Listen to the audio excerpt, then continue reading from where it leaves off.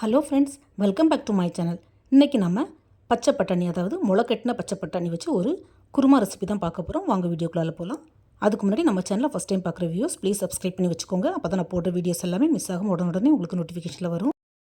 ஆக்சுவலாக நான் இந்த பச்சை பட்டாணி வாங்கி ஃப்ரிட்ஜில், அதாவது ஃப்ரீசரில் வச்சுருந்தேன். 1 வீக்கில் டக்குன்னு இந்த மாதிரி முளை வந்துடுச்சு. முளை வரதுக்கு நான் எந்த ஒரு ஸ்டெப்புமே ஃபாலோ பண்ணவே இல்லை. இந்த ஸ்ப்ரவுட்ஸ் எல்லாமே நம்ம உடம்புக்கு ரொம்பவே ஹெல்த்தியும் கூட. முளை வந்த சிறுபயிறு, கொண்டக்கடலை, அதாவது வெள்ளை கொண்டக்கடலை, பச்சை பட்டாணி எல்லாத்தையும் நம்ம பாயில் பண்ணி சுண்டல் மாதிரி தாளித்து சாப்பிட்டா உடம்புக்கு ரொம்பவே நல்லது. ஸோ வீக்லி ஒன்ஸாவது இந்த மாதிரி ஸ்ப்ரவுட்ஸ் சாப்பிட்டுக்கோங்க. அதே மாதிரி ஸ்ப்ரவுட்ஸ் வச்சு பண்ணக்கூடிய எந்த ஒரு கிரேவியும் டபுள் டேஸ்ட்டாக இருக்கும். ஃபஸ்ட்டு முளை கட்டின இந்த பச்சை பட்டாணியை நல்லா வாஷ் பண்ணி தனியாக எடுத்து ஓரமாக வச்சுக்கலாம். இந்த ஸ்ப்ரவுட்ஸ் குருமா பார்த்திங்கன்னா நம்ம தேங்காயும் பச்சை மிளகாவும் போட்டு ஒயிட் குருமா தான் பண்ண போகிறோம். ஸோ அதுக்கு ஃபஸ்ட்டு ஒரு கடாய் எடுத்துக்கோங்க. கடாயை கேஸ் ஸ்டவ்வில் வச்சுட்டு ஒரு கைப்பிடி அளவுக்கு துருவின வெள்ளை தேங்காவை சேர்த்துக்கலாம். அது கூடவே ஒரு 2 பச்சை மிளகா காரத்துக்கு, கூடவே ஒரு 3 to 4 பூண்டு பல், அப்புறம் ஒரு துண்டு வெங்காயத்தை இந்த மாதிரி நறுக்கி சேர்த்துக்கோங்க. அது கூடவே ஒரு சின்ன துண்டு இஞ்சி, கொஞ்சமாக சோம்பு, பெருஞ்சீரகம் இவ்வளோத்தையும் சேர்த்து லைட்டாக வதக்கி விட்டுக்கலாம். அதுக்குன்னு தேங்காவை நல்லா செவக்க வதக்கணும்னு இல்லை, தேங்காயில் உள்ள ஈரப்பதம் ஜஸ்ட்டு போனாலே போதும். இப்படி தேங்காவை லைட்டாக வெதிப்பி வைக்கும்போது இந்த குருமா டேஸ்ட்டு செமையாக இருக்கும். போதும், தேங்காய் இந்த அளவுக்கு வதங்கினதும் இதில் ஜஸ்ட் ஒரு ஃப்ளேவருக்கு 1/4 ஸ்பூன் போல் மல்லித்தூள் ஆட் பண்ணிக்கலாம். இது ஒரு நல்ல ஒரு ஃப்ளேவர் கொடுக்கும். கூடவே கொஞ்சமாக மல்லித்தலையும் சேர்த்து லைட்டாக மிக்ஸ் பண்ணி விட்டுட்டு கேஸ் ஆஃப் பண்ணிடலாம். ஃப்ரெண்ட்ஸ், நம்ம அந்த தேங்காய் வெதுப்புறதுக்கு ட்ரை ரோஸ்ட் பண்ணாலே போதும், எண்ணெயெல்லாம் எதுவும் சேர்க்க தேவையில்லை. இந்த தேங்காவை கொஞ்சம் ஆற விட்டுடலாம். ஆறுனதுக்கப்புறமா மிக்ஸி ஜாரில் சேர்த்து நல்லா அரைச்சி எடுத்துக்கலாம். இப்போ தேங்காய் நல்லா ஆறிடுச்சு. இதை அப்படியே மிக்ஸி ஜாரில் சேர்த்து கொஞ்சமாக தண்ணி ஊற்றி நம்ம சட்னிக்கெலாம் அரைக்கிற மாதிரி அரைச்சி எடுத்துக்கலாம். ஃப்ரெண்ட்ஸ், நான் அப்லோட் பண்ணுற எல்லா வீடியோஸுமே மேக்ஸிமம் குறைஞ்சி இன்க்ரீடியன்ஸ் வச்சு சீக்கிரமாகவே பண்ணிடலாம், அந்த மாதிரி தான் இருக்கும். ஸோ பேச்சுலர்ஸ் மட்டும் இல்லை, நியூலி மேரிட் கப்புள்ஸ் கூட இந்த ரெசிபிஸை ட்ரை பண்ணலாம்.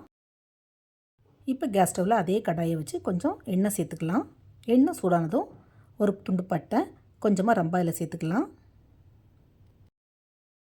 இந்த ரம்பாயில் சேர்த்துக்கிட்டா குருமா ரொம்பவே அரோமேட்டிக்காக இருக்கும். உங்கள் வீட்டில் இல்லைன்னா நீங்கள் ஸ்கிப் பண்ணிக்கலாம். இதில் பெரிய வெங்காயத்தில் பாதி வெங்காயத்தை நான் இந்த மாதிரி நீளமாக கட் பண்ணி வச்சுருக்கிறேன். அதை சேர்த்து லைட்டாக வதக்கி விட்டுக்கலாம். வெங்காயம் லைட்டாக வதங்கி டிரான்ஸ்பரண்ட் ஆனதும் நம்ம கழுவி வச்சுருக்கிற ஸ்ப்ரவுட்ஸ் இது கூட சேர்த்துக்கலாம். ஸ்ப்ரவுட்ஸையும் சேர்த்து லைட்டாக வதக்கி விட்டுக்கலாம். ஃப்ரெண்ட்ஸ், ஆக்சுவலாக இந்த ஸ்ப்ரவுட்ஸை நம்ம வேக வைக்காமல் அப்படியே தான் தாளித்து சாப்பிடணும். பட் நம்ம யாரும் அப்படி சாப்பிட்றது கிடையாது, டேஸ்ட் இருக்காதுன்னு. க்ரீன் பீஸை லைட்டாக வதக்கி விட்டதுக்கப்புறமா கொஞ்சமாக தண்ணியும் தேவையான அளவு உப்பும் சேர்த்து வேக விட்டுக்கலாம். இப்போ க்ரீன் பீஸும் நல்லா வெந்து தண்ணியும் வற்றி வந்துடுச்சு. இந்த ஸ்டேஜில் நம்ம அரைச்சி வச்சுருந்தா தேங்காய் மசாலா இது கூட சேர்த்துக்கலாம். தேங்காய் அரைப்பையும் சேர்த்து கொஞ்சமாக மிக்ஸி ஜார் அலசி தண்ணியும் சேர்த்துக்கலாம். அதுக்குன்னு தண்ணி ரொம்ப ஜாஸ்தியாக ஊற்றிட வேண்டாம், ஒரு 1/4 கப்பு போல் தண்ணி சேர்த்தாலே போதும். அதே மாதிரி தேங்காய் அரைப்பையும் சேர்த்து நிறைய நேரம் கொதிக்க விட்டுறக்கூடாது, லைட்டாக கொதி வந்தாலே போதும் இந்த குருமாக்கு. தேங்காய் சேர்த்ததுக்கப்புறமா உப்பு போதுமான்னு செக் பண்ணி பார்த்துட்டு கொஞ்சமாக தேவைப்பட்டால் உப்பு ஆட் பண்ணிக்கோங்க.